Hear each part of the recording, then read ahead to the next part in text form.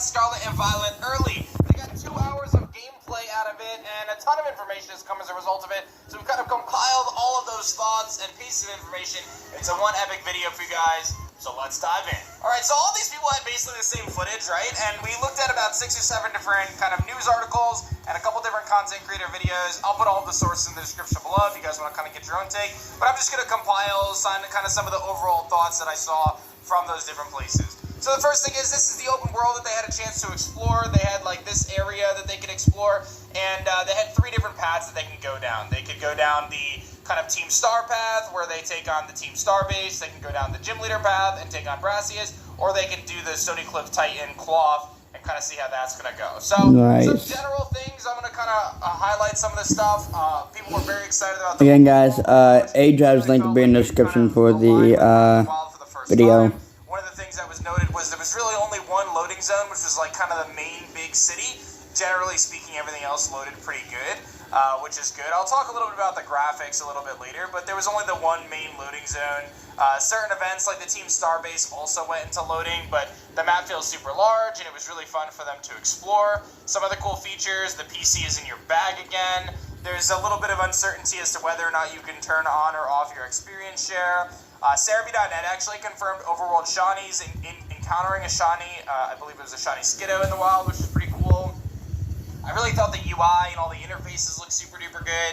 And one of the things that was probably the best was Koraidon and Miraidon movement was incredible. Some of these clips look amazing, and it seems as though you actually get access to all of the different functionalities of these ride Pokemon at the beginning of the game.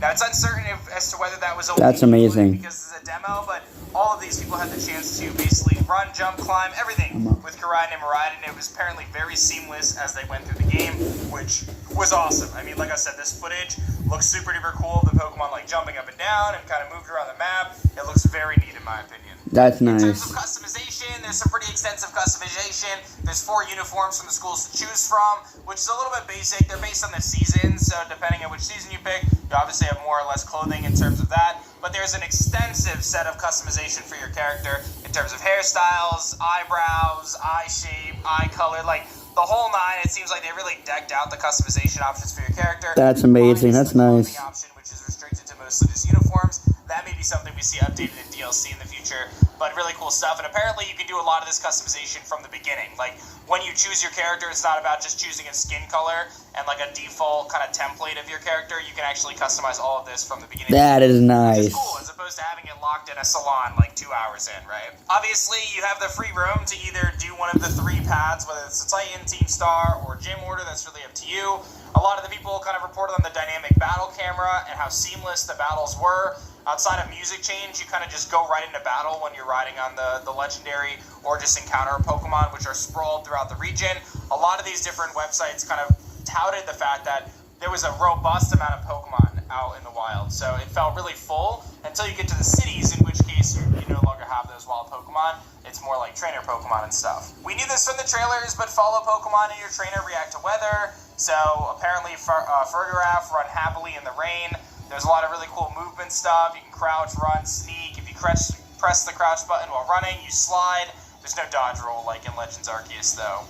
You have the freedom to change your nicknames whenever, and one of the biggest things is like the whole, when you walk in front of a trainer, they see you and then they battle you. That's not a thing in this game. They actually took that out. Instead, trainers will toss and play a Pokeball in their hand, indicating that they can be battled. You walked up to them and you talked to them to initiate the battle. So no longer do you run into a trainer without actually wanting to run into the trainer, which I don't like that change personally, but I guess in open world, like, you probably could just go around them anyway, so why make it a That's nice. One thing that's worth noting is there was some instances of people saying that, like, wild Pokemon will spectate a battle. It doesn't seem as though they jump into the battle like in Legends Arceus, but there are instances where, like, players were battling against wild Pokemon, and then you can still see other wild Pokemon roaming in the background. Apparently there's multiple dragon Pokemon early on in the game, and we've seen from leaks that there's a pretty wide, extensive group of Pokemon early in the game. So, dude, Gumi's early in the game. Set team, right? They had like Belly Bolt and Armarouge. So they had like a specific team that they had to play with. So there was some limitations in terms of what we were going to get out of that.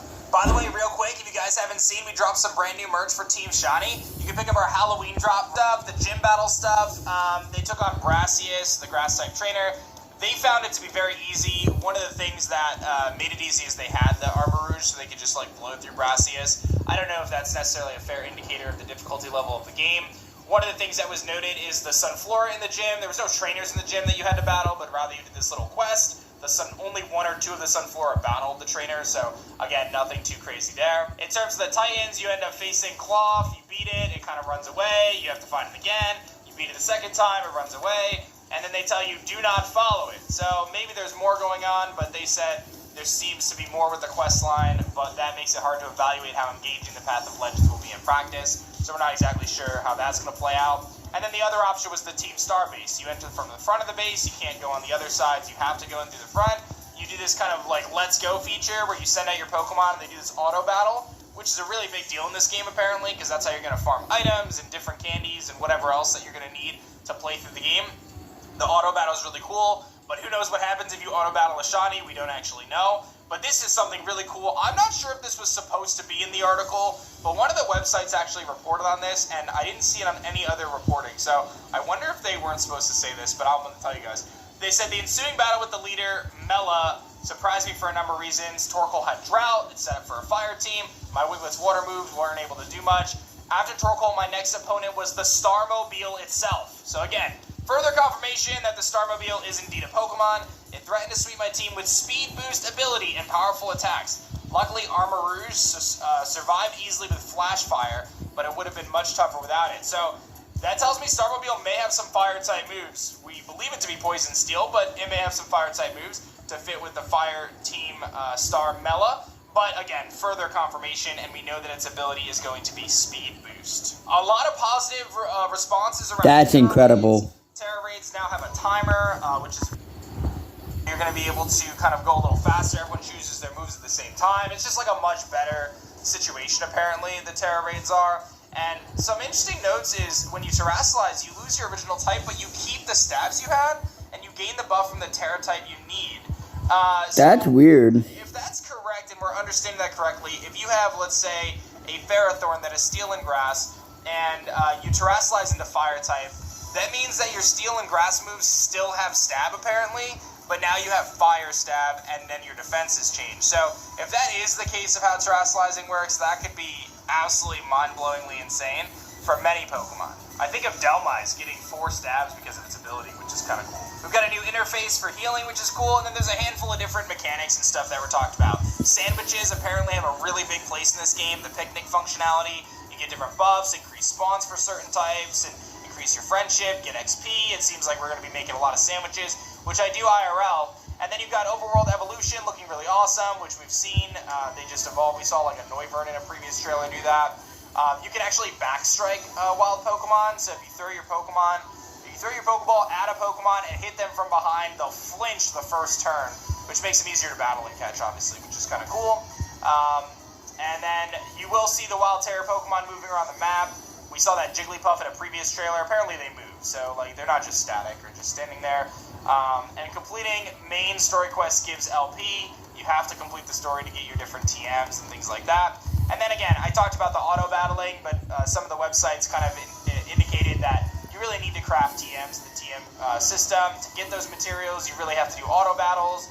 Auto battles makes it a little more fun than arduous, so you basically are going to want to auto battle through the whole game. Just kind of let your Pokemon do their thing, and then you kind of, farm those materials so that way you can get the TMs, right? Like, you send them out, they farm some Snomes, you get the materials from Snome, you use that to craft Icy Wind, and then you move on, right? So you're going to have to do that, but it seems like that'll be, like, very naturally integrated into the game. In terms of, like, overall impressions, Polygon's impression was that it's very much so like Breath of the Wild in the context of, like, you have the ability to kind of do your thing, which is really cool. GameSpot and some other places said that, they really liked it. They thought that there were some hiccups in the pre-release demo. There was some rough kind of graphical stuff going on, which I think is worth mentioning, and that's probably the biggest thing, right? Like, a few different places kind of reported on this, is that there's some massive graphical issues right now, but again, this is pre-release, right? This is a demo, so, like, how harsh can you judge this? I don't know, but it's not out of the realm of possibilities. If you guys remember, like, Wild Area, when you were connected to Wi-Fi, was brutal, dude. So, like, I'm not sure what this is going to be, I would temper your expectations, because even though they have time to fix some of these things, it's not as if Pokemon and Nintendo or Game Freak are like notoriously known for their incredibly positive success when it comes to, you know, having really smooth graphic kind of games and things like that. So just be mindful that there may be like, you know, frame rate drops and things like that. That's something I think we're kind of accustomed to at this point. So that's more or less everything. I think I covered pretty much everything